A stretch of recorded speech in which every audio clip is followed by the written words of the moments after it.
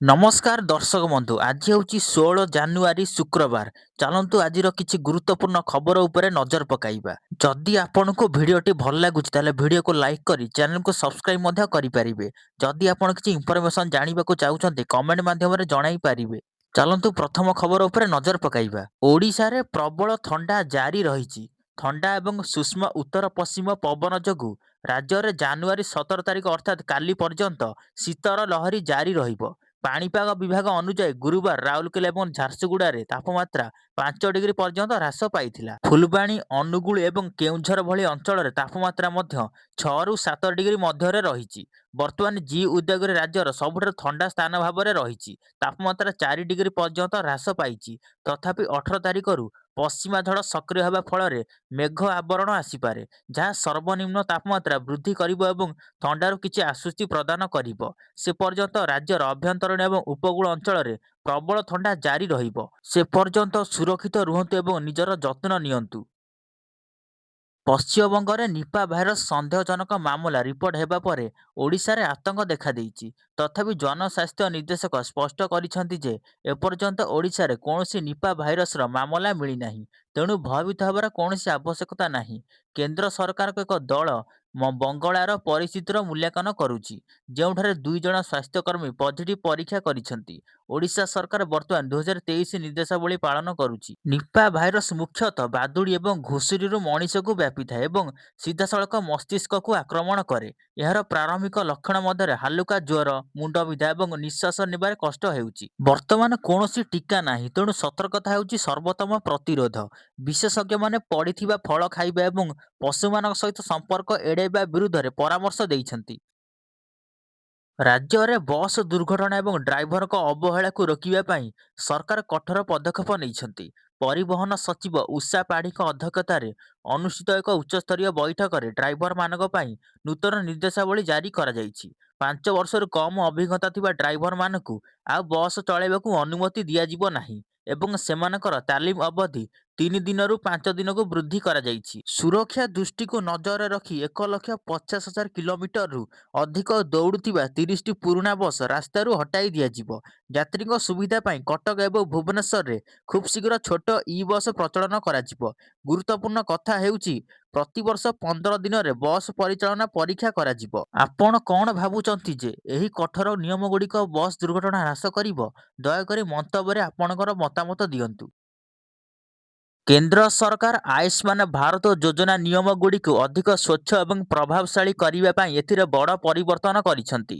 Ayushman card ପାଇବା ଏବଂ ପୂର୍ବରୁ ଥିବା କାର୍ଡଗୁଡ଼ିକୁ ବଜାୟ ରଖିବା ପାଇଁ ଆଧାର ଆଧାରିତ ଇ-କେୱାଇସିକୁ ଏବେ ବାଧ୍ୟତାମୂଳକ କରାଯାଇଛି। ଜାତୀୟ ସ୍ୱାସ୍ଥ୍ୟ ପ୍ରାଧିକରଣ ନୂତନ BIS 2.0 ସିଷ୍ଟମ କାର୍ଯ୍ୟକାରୀ କରିଛି, ଯାହା ହିତାଧିକାରୀମାନଙ୍କୁ ସିଧାସଳଖ ଆଧାର ତଥ୍ୟ ସହିତ ଲିଙ୍କ କରିବ।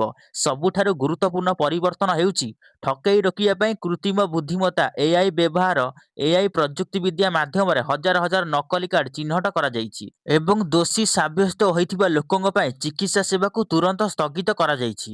ଏହା ବ୍ୟତୀତ ନୂତନ ପରିବାର ସଦସ୍ୟଙ୍କୁ ଯୋଡ଼ିବା ପ୍ରକ୍ରିୟାକୁ ଅଧିକ କଠୋର କରାଯାଇଛି। ସରକାରଙ୍କ ମୁଖ୍ୟ ଉଦ୍ଦେଶ୍ୟ ହେଉଛି ଯୋଜନାର ଲାଭ କେବଳ ପ୍ରକୃତ ଏବଂ ଯୋଗ୍ୟ ହିତାଧିକାରୀଙ୍କ ପାଖରେ ପହଞ୍ଚିବା ଏବଂ ସମ୍ବଳର ଅପବ୍ୟବହାର ସମ୍ପୂର୍ଣ୍ଣ ଭାବରେ ବନ୍ଦ କରିବା ନିଶ୍ଚିତ କରିବା। ନୂତନ ବର୍ଷ ଆରମ୍ଭ ହେବା ସହିତ ଲକ୍ଷ ଲକ୍ଷ କେନ୍ଦ୍ର ସରକାରୀ କର୍ମଚାରୀ ସେମାନଙ୍କର ମହଙ୍ଗା ଭତ୍ତାରେ ବୃଦ୍ଧି ପାଇଁ ଉତ୍ସାହର ସହିତ ଅପେକ୍ଷା କରିଛନ୍ତି। ଏହି ବର୍ଷ ହୋଲି ମାର୍ଚ୍ଚ ପ୍ରଥମ ସପ୍ତାହରେ ପଡ଼ୁଛି, ତେଣୁ ଆଶା କରାଯାଉଛି ଯେ ସରକାର ହୋଲି ପୂର୍ବରୁ 2026ର ପ୍ରଥମ DA ବୃଦ୍ଧି ଘୋଷଣା କରିପାରନ୍ତି। ବର୍ତ୍ତମାନର ତଥ୍ୟ ଏବଂ AICPI ସୂଚକାଙ୍କ ଅନୁସାରେ ଏହି ବର୍ଷର DA କେବଳ 2% ବୃଦ୍ଧି ପାଇବାର ଆଶା କରାଯାଉଛି। ଯଦି ଏହା ହୁଏ, ତେବେ ଏହା ଜାନୁଆରୀ 2019 ପରଠାରୁ ଗତ 7 ବର୍ଷ ମଧ୍ୟରେ ସର୍ବନିମ୍ନ ବୃଦ୍ଧି ହେବ। ବର୍ତ୍ତମାନ ମହଙ୍ଗା ଭତ୍ତା 58% ଅଛି, ଯାହା 60%କୁ ବୃଦ୍ଧି ପାଇବାର ଆଶା କରାଯାଉଛି। ଅଷ୍ଟମ ବେତନ କମିଶନ ଗଠନ ପୂର୍ବରୁ କର୍ମଚାରୀମାନେ ବଡ଼ ଆଶ୍ୱସ୍ତି ଆଶା କରୁଥିଲେ, କିନ୍ତୁ 2%ର ଏହି ଆକଳନ ସେମାନଙ୍କ ପାଇଁ ଟିକେ ନିରାଶାଜନକ ହୋଇପାରେ। ସରକାର ଜାନୁଆରୀରୁ ଡିସେମ୍ବର 2025 ପର୍ଯ୍ୟନ୍ତ ମୁଦ୍ରାସ୍ଫୀତି ତଥ୍ୟ ଉପରେ ଆଧାର କରି ଚୂଡ଼ାନ୍ତ ନିଷ୍ପତ୍ତି ନେବେ। ଆଧାର କାର୍ଡଗୁଡ଼ିକୁ ଅଧିକ ସୁରକ୍ଷିତ ଏବଂ ସ୍ଥାୟୀ କରିବା ପାଇଁ UIDAI PVC ଆଧାର କାର୍ଡ ଏବଂ ନୂତନ ଅପଡେଟ୍ ଫି ସମ୍ପର୍କରେ ଗୁରୁତ୍ୱପୂର୍ଣ୍ଣ ସୂଚନା ସେୟାର କରିଛି। ଆପଣ ଏବେ ଆପଣଙ୍କ ନାମ, ଠିକଣା ଏବଂ ମୋବାଇଲ ନମ୍ବର ଭଳି ଆପଣଙ୍କର ଆଧାର ବିବରଣୀକୁ ଅନଲାଇନରେ ଅପଡେଟ୍ କରିପାରିବେ, ଯାହାର ମାଗଣା ସମୟ ସୀମା 14 ଜୁନ 2026 ଅଟେ। ତଥାପି ଅଫଲାଇନ୍ ଆଧାର କେନ୍ଦ୍ରଗୁଡ଼ିକରେ ଆପଣଙ୍କୁ ଫଟୋ ଅପଡେଟ୍ ପାଇଁ 125 ଟଙ୍କା ଏବଂ ଆଧାର ପୁନଃ ପ୍ରିଣ୍ଟ ପାଇଁ 40 ଟଙ୍କା ଦେବାକୁ ପଡ଼ିବ। ସମ୍ପୂର୍ଣ୍ଣ ପଲିଫିନାଇଲ୍ କ୍ଲୋରାଇଡ୍ରେ ତିଆରି PVC ଆଧାର କାର୍ଡ ଏକ ATM କାର୍ଡ ପରି ଏବଂ ଆପଣଙ୍କ ପକେଟରେ ବହନ କରିବା ସହଜ। ଠକେଇକୁ ରୋକିବା ପାଇଁ ଏଥିରେ QR କୋଡ, ହୋଲୋଗ୍ରାମ ଏବଂ ମାଇକ୍ରୋଟେକ୍ସଟ ଭଳି ସୁରକ୍ଷା ବୈଶିଷ୍ଟ୍ୟ ରହିଛି। ଆପଣଙ୍କ UIDAI ୱେବସାଇଟରେ ମାତ୍ର 50 ଫି ଦେଇ ଘରେ ଏହାକୁ ଅର୍ଡର କରିପାରିବେ। ଇରାନ ଏବଂ ଆମେରିକା ମଧ୍ୟରେ ଉତ୍ତେଜନା ଏବେ ଯୁଦ୍ଧର ଦ୍ୱାରରେ ପହଞ୍ଚିଛି। ହ୍ୱାଇଟ୍ ହାଉସ୍ ରିପୋର୍ଟର କେଲି ମେୟରଙ୍କ ଅନୁଯାୟୀ ଆମେରିକା ଏହାର ଶକ୍ତିଶାଳୀ ଯୁଦ୍ଧ ଜାହାଜ USS ଆବ୍ରାହମ ଲିଙ୍କନକୁ ଦକ୍ଷିଣ ଚୀନ ସାଗରକୁ ପଶ୍ଚିମ ଏସିଆକୁ ସ୍ଥାନାନ୍ତର କରିଛି। ଯୁଦ୍ଧ ଜାହାଜଟି ଆସନ୍ତା ସପ୍ତାହ ମଧ୍ୟରେ ସେଠାରେ ପହଞ୍ଚିବ। ଏହି ସମୟରେ ଆର୍ଥିକ ସଙ୍କଟକୁ ନେଇ ଇରାନରେ ଭୟଙ୍କର ପ୍ରତିବାଦ ଜାରି ରହିଛି, ଯାହା ଏପର୍ଯ୍ୟନ୍ତ 2600ରୁ ଅଧିକ ଲୋକଙ୍କ ଜୀବନ ନେଇଛି। ଅଶାନ୍ତିର ପ୍ରତିକ୍ରିୟାରେ ଇରାନ ମଧ୍ୟ ତାର ଆକାଶପଥ ବନ୍ଦ କରିଦେଇଛି। ଏହି ସମୟରେ ରାଷ୍ଟ୍ରପତି ଡୋନାଲ୍ଡ ଟ୍ରମ୍ପ ପ୍ରତିବାଦକାରୀଙ୍କୁ ସମର୍ଥନ ଜଣାଇ ସାହାଯ୍ୟ ପଠାଇବାକୁ ପ୍ରତିଶ୍ରୁତି ଦେଇଛନ୍ତି। ଏହି ସମୟରେ ଇରାନର ବୈଦେଶିକ ମନ୍ତ୍ରୀ ଆରାଘଚି ଜୁନ 2025 ଆକ୍ରମଣକୁ ପୁନରାବୃତ୍ତି ନ କରିବା ପାଇଁ ଆମେରିକାକୁ ଚେତାବନୀ ଦେଇଛନ୍ତି। ଇରାନ କୂଟନୀତି ପାଇଁ ଆବେଦନ କରିଛି, କିନ୍ତୁ ଆମେରିକାର ସାମରିକ କାର୍ଯ୍ୟକଳାପ ସାରା ବିଶ୍ୱରେ ଭୟର ବାତାବରଣ ସୃଷ୍ଟି କରିଛି। ଭାରତ ଏବଂ ଚୀନ ମଧ୍ୟରେ ଚାଲିଥିବା ବିଶ୍ୱସ୍ତରୀୟ ପ୍ରତିଯୋଗିତା ମଧ୍ୟରେ କୃଷି କ୍ଷେତ୍ରରୁ ଭାରତ ପାଇଁ ଏକ ଗୁରୁତ୍ୱପୂର୍ଣ୍ଣ ଏବଂ ସମ୍ମାନଜନକ ଖବର ଆସିଛି। କେନ୍ଦ୍ର କୃଷି ମନ୍ତ୍ରୀ ଶିବରାଜ ସିଂ ଚୌହାନ ଘୋଷଣା କରିଛନ୍ତି ଯେ ଭାରତ ଚାଉଳ ଉତ୍ପାଦନରେ ଚୀନକୁ ପଛରେ ପକାଇ ବିଶ୍ୱର ପ୍ରଥମ ଉତ୍ପାଦକ ହୋଇସାରିଛି। ବର୍ତ୍ତମାନର ତଥ୍ୟ ଅନୁଯାୟୀ ଭାରତ ମୋଟ ଚାଉଳ ଉତ୍ପାଦନ 15.18 କୋଟି ଟନ୍ ପହଞ୍ଚିଛି, ଯେତେବେଳେ ଚୀନର ଉତ୍ପାଦନ 14.5 କୋଟି ଟନ୍ ରହିଛି।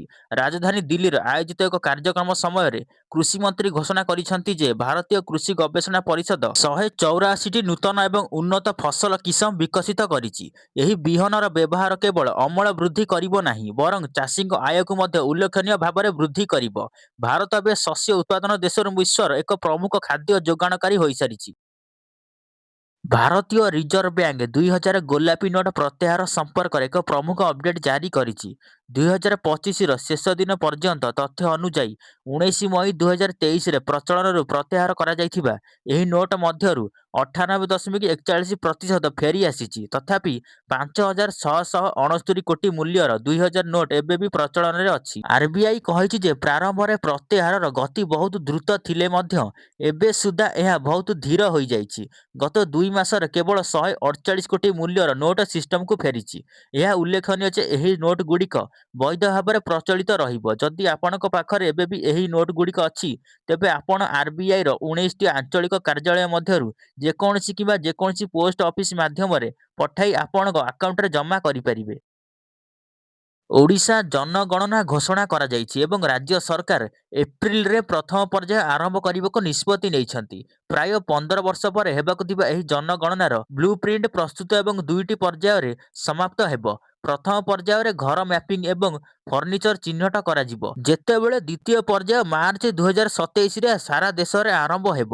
ଗୁରୁତ୍ୱପୂର୍ଣ୍ଣ କଥା ହେଉଛି, ଏଥର ଲକ୍ଷ୍ୟ ହେଉଛି 100% ସଠିକତା ସୁନିଶ୍ଚିତ କରିବା ପାଇଁ 90% ଜନଗଣନା ଅନଲାଇନରେ କରିବା। ତଥାପି ନେଟୱାର୍କ ସମସ୍ୟା ଥିବା ଅଞ୍ଚଳରେ ଏହା ସରକାରଙ୍କ ପାଇଁ ଏକ ଗୁରୁତ୍ୱପୂର୍ଣ୍ଣ ଚ୍ୟାଲେଞ୍ଜ ସୃଷ୍ଟି କରିବ। ଏହି ବିଶାଳ ଅଭିଯାନ ପାଇଁ 1 ଲକ୍ଷରୁ ଅଧିକ ଅଧିକାରୀଙ୍କୁ ତାଲିମ ଦିଆଯିବ ଏବଂ ପ୍ରତି 2000 ପରିବାର ପାଇଁ ଜଣେ ଜନଗଣନା ଅଧିକାରୀଙ୍କୁ ନିୟୋଜିତ କରାଯିବ। 2021 ମସିହାରେ କରୋନା ଯୋଗୁଁ ବନ୍ଦ ହୋଇଥିବା କାର୍ଯ୍ୟର ଚୂଡ଼ାନ୍ତ ପ୍ରସ୍ତୁତି ଏବେ ଓଡ଼ିଶାରେ ଜୋରସୋରରେ ଆରମ୍ଭ ହୋଇଛି। ପ୍ରଦୂଷଣ ହ୍ରାସ କରିବା ଏବଂ ଜଙ୍ଗଲ ରକ୍ଷା କରିବା ପାଇଁ ଗୋବର କାଠ ବ୍ୟବହାରକୁ ପ୍ରୋତ୍ସାହିତ କରିବା ପାଇଁ ଓଡ଼ିଶା ସରକାରଙ୍କ ଏକ ପ୍ରମୁଖ ଯୋଜନା ରହିଛି। ମତ୍ସ୍ୟ ଓ ପଶୁ ସମ୍ପଦ ମନ୍ତ୍ରୀ ଗୋକୁଳାନନ୍ଦ ମଲ୍ଲିକ କହିଛନ୍ତି ଯେ ନୂଆପଡ଼ା, ଚୌଦ୍ୱାର ଏବଂ ଅନୁଗୁଳ ଭଳି ପ୍ରମୁଖ ଶ୍ମଶାନରେ ଶବ ଦାହ ପାଇଁ ଏବେ ଗୋବର କାଠ ବ୍ୟବହାର କରାଯାଉଛି। ପୁରୀର ସ୍ୱର୍ଗଦ୍ୱାରରେ ଏହାର ବହୁଳ ବ୍ୟବହାର ସମ୍ପର୍କରେ ମଧ୍ୟ ଆଲୋଚନା ଆରମ୍ଭ ହୋଇଛି।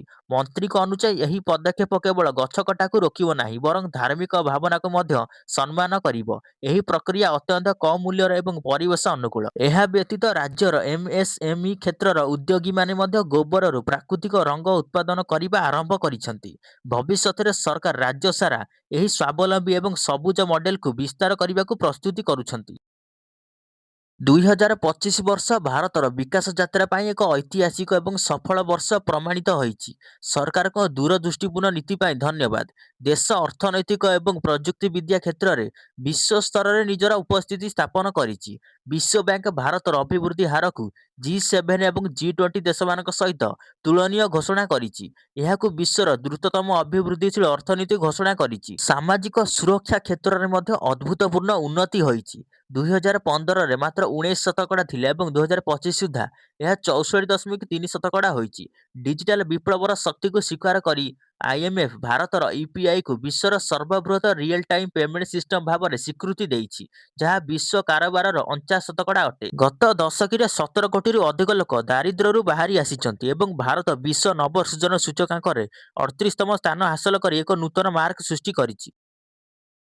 ବେଙ୍ଗାଲୁରୁର ରାସ୍ତାରେ ନିୟମ ଭଙ୍ଗ କରିବା ଏବେ ମହଙ୍ଗା ସାବ୍ୟସ୍ତ ହୋଇପାରେ, କାରଣ ଏକ ଅନନ୍ୟ ଏଆଇ ହେଲମେଟ୍ ସୋସିଆଲ ମିଡିଆରେ ଚର୍ଚ୍ଚାର ବିଷୟ ପାଲଟିଛି। ପଙ୍କଜ ନାମକ ଜଣେ ଭାରତୀୟ ବ୍ୟକ୍ତି ତାଙ୍କ ହେଲମେଟ୍କୁ ପରିବର୍ତ୍ତନ କରି ଏକ ସ୍ମାର୍ଟ ଟ୍ରାଫିକ୍ ଉପକରଣରେ ପରିଣତ କରିଛନ୍ତି। ଏହି ହେଲମେଟ୍ରେ ଥିବା ଏଆଇ କ୍ୟାମେରା ଏବଂ ସେନ୍ସର ରାସ୍ତା ଉପରେ କଡ଼ା ନଜର ରଖେ। ଯେତେବେଳେ ଜଣେ ଡ୍ରାଇଭର ଟ୍ରାଫିକ୍ ନିୟମ ଭଙ୍ଗ କରନ୍ତି, ସେତେବେଳେ ଡିଭାଇସଟି ଏକ ଭିଡିଓ ରେକର୍ଡ କରେ ଏବଂ ସିଧାସଳଖ ଟ୍ରାଫିକ୍ ପୋଲିସକୁ ଏକ ବିଜ୍ଞପ୍ତି ପଠାଏ।